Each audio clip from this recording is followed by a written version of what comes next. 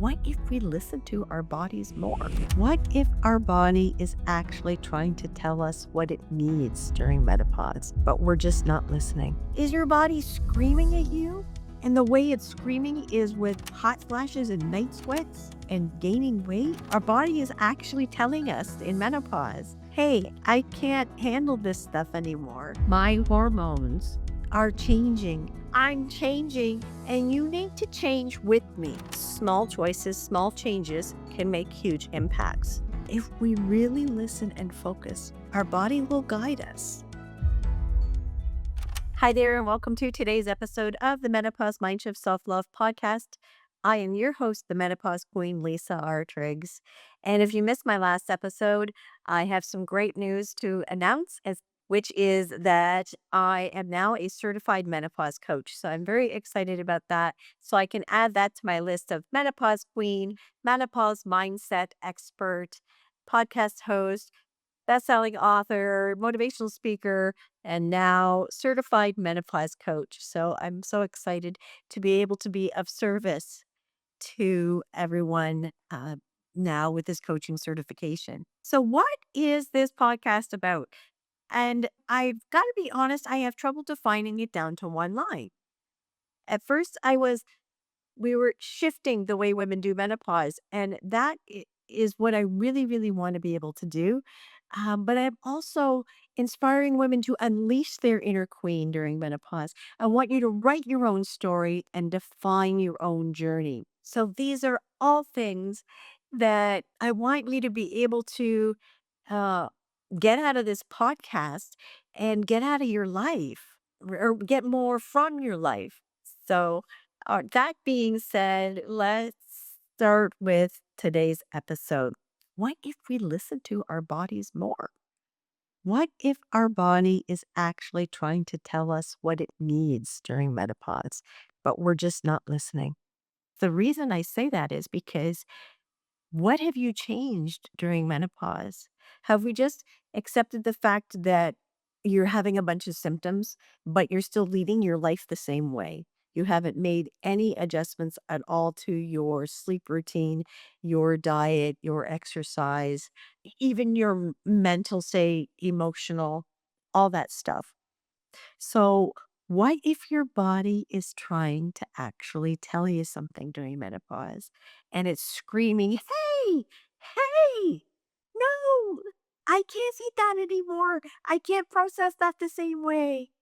Because you're still eating it, I'm going to react this way and I'm going to go hot flush, hot flush, hot flush, belly weight, and on and on and on. The symptoms that we all get. We know that if you're new to this podcast, I have experienced over 33 symptoms, right? Some of which I actually just found out about that I've been experiencing for almost 10 years, and I didn't know that that's what it was.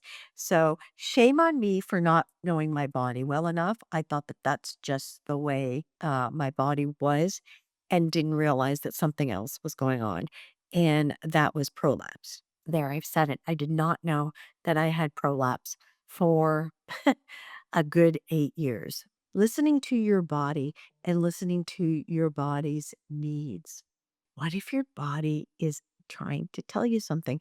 I've experienced this myself, right? As we know, if you're new here, everything I talk about is from my own experience. I have lived it, learned it, loved it or hate it, experienced it, researched it, and now can confidently say learned more about it in my menopause coaching certification.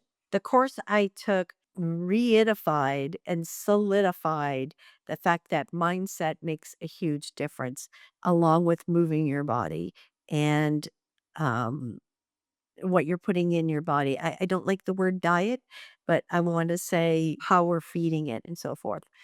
So, this is something that came to a realization for me, and it was I listening to my body's needs? Was I listening to what my body was telling me? Okay, so here's the thing. Is this happening to you? You're going through your day, you might be eating a McMuffin and hash brown for breakfast on your way to work. Lunch might be a frozen uh pasta meal. Dinner might be, again, something that's prepared from a box or something that's quick with a sugary sauce or a gravy. And then you're experiencing hot flashes and weight gain, and you're wondering why. My hot flash is telling me something. My hot flash is telling me that my body cannot handle that amount of sugar and carb and starch and those processed foods anymore. That's what dawned on me. It's like, oh my God, I need to listen to my body more. My body's actually telling me if I'm having a flop flash, I'm saying like, well, what did I have to eat? Oh my God, I polished off a chocolate bar. Well, no wonder. Or have I been a little stressed about something? Our body reacts, right? Our body is reacting to what's going on inside of it. So that's why I keep saying about taking better care of it, what you're putting in it. We got to listen more. Our body is actually telling us in menopause, hey, I can't handle this stuff anymore. But we just go on and we don't want to listen and we go to the doctor and we say, oh my God, I feel so bad. Yeah, I'm getting all these hot flashes. Give me a pill. Give me something. Instead of looking at what really is going on, what your body is really trying to tell you. Your body is really trying to tell you, hey, I'm changing and you need to change with me. But it falls upon deaf ears. We don't want to hear that. We don't want to acknowledge that. Or we don't make that connection. And that's the case in most times. We're actually not making the connection at first that the way we're eating or and the way you're moving or not moving, even your attitude, your mental state, are you in a constant negative state?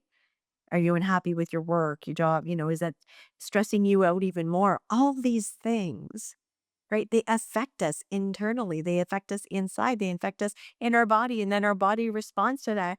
And it responds the only way it knows how. And that's with more symptoms or worse symptoms. So that's why I really focus on reducing stress and taking better care of yourself. This is all part of listening to your body. It is trying to tell you something. If you really sit down and listen, it's actually giving you the answers because it's giving you a response. If I'm going to have a sugary meal, I try not to anticipate the fact. I like to use my brain over my body and say, no, we got this. You know, I'm at a stage now where I got this. It's not going to affect me as much, but also I remained aware and conscious that I'm not going to make a habit of doing that because if I make a habit of doing that, then my body is going to tell me, hey, you're making a habit of eating this stuff again, and I don't like it. It's not what your body needs. You need to take better care of me. Listen to your body. It's telling you what it needs. Say it to yourself. Let's say it together. I listen to my body's needs. That's an affirmation you can write down. I listen to my body's needs. Your body is trying to tell you something during menopause. You need to listen. It's saying it's not okay for you to treat me the same way you did when I was 30 or 25 or even 40. I can't process food the way I used to. I can't process cheese the way I used to. I can't process sugar the way I used to. My hormones are changing. So you need to change along with me. You need to adapt. You need to adjust. You need to take better care of me. You need to listen to me. You need to acknowledge me and not just bypass me with medications and so forth. It's an internal job. These are all the things that I realized and recognized and had to adjust even in myself, in my own life, my own habits, because my body was telling me, screaming at me, right? Is your body screaming at you? And the way it's screaming is with hot flashes and night sweats and gaining weight to say, hey, I need more collagen now. Collagen will help me lower my cortisol and help lower my stress. So feed me more collagen. Feed me more protein now because I need it for my bones and not so much sugar. Sugar is not good for me and my brain anymore. Take care of me. Keep my brain active. Don't just doom scroll on social media. Listen to Lisa's podcast. Listen to our body. I listen to my body's needs. If we really listen and focus, our body will guide us. It will tell you by the way it reacts and acts and feels and rests or doesn't rest. If you're sleeping well or if you're not sleeping well, your body is telling you something. Your body is telling you need to adjust something. How many of us as we get older in midlife, this men and women start having interrupted sleep? For women, we start getting up to go pee in the middle of the night. So one thing that I had to do was adjust when I was stopping drinking at night. How much time before I go to bed do I need to stop drinking at night before so that I don't have to wake up and pee more than once in the night? Different things like that. Our sleep time routine, our stress level. These are all actually small adjustments that can make huge impact. Let's keep that in mind. So I don't want anybody to get overwhelmed by what I'm saying. Okay. One of the things I always reiterate is that small choices, small changes can make huge impacts. So I don't want anybody to go cold turkey and give up sugar like overnight. Mm-mm. If you like sugar in your coffee, maybe start to slightly reduce it a little bit and not each day after a week. If you take 2 sugars, try 1.5 for a week or 2 until you adjust and then reduce it back to 1 and so forth, right? Maybe save pasta for a special occasion, or if you're going to have your pasta, make sure that you have enough meat with it. Don't just eat a bowl of pasta anymore. I'm guilty. I used to love that. I still do love pasta, but I can't have just pasta anymore. That's too many carbs. So if I do have it now, it's got sometimes more protein with it than the carb. The pasta is less or just as much to make that balance because our body is changing and it's telling us. It's saying, "Hey, listen to me." So we have to be aware. If we really just take the time to stop and listen, your body actually will guide you. Little adjustments here, and you will see the results in your severity of symptoms. I know this from my own experience, and I learned it in the certification course I was taking about moving your body and mindset and proper nutrition and so forth. But I want to make sure that everybody knows that you don't have to do it cold turkey. You can take it step by step and wean yourself back a little bit. That's the way I had to do it as well. But I also want you to know that the more I chose to do proper movement, I'm gonna always talk about lifting weights. It is the best thing that a woman in menopause can do for herself is lift some weights. It helps you in so many ways. Not only the physical strength, but the mental as well. I had brain fog and lack of focus, and to the point where I was scared. I went to the doctor and said, "We need to do some tests because of my family history." I had brain cancer and tumors in my family history. So I went to the doctor and I said, "I have to make sure I don't have a tumor because I can't focus and I'm foggy. I can't remember things." Luckily, those tests came back clear. Once I started weight training, the clarity started to come back. And then feeding myself properly, as far as omega 3s and so forth. We need different things in our bodies as we get older, and it will tell you. I know that I need to take an omega 3 now to help with my brain function and so forth. And eat some fish or scallops, all that as well.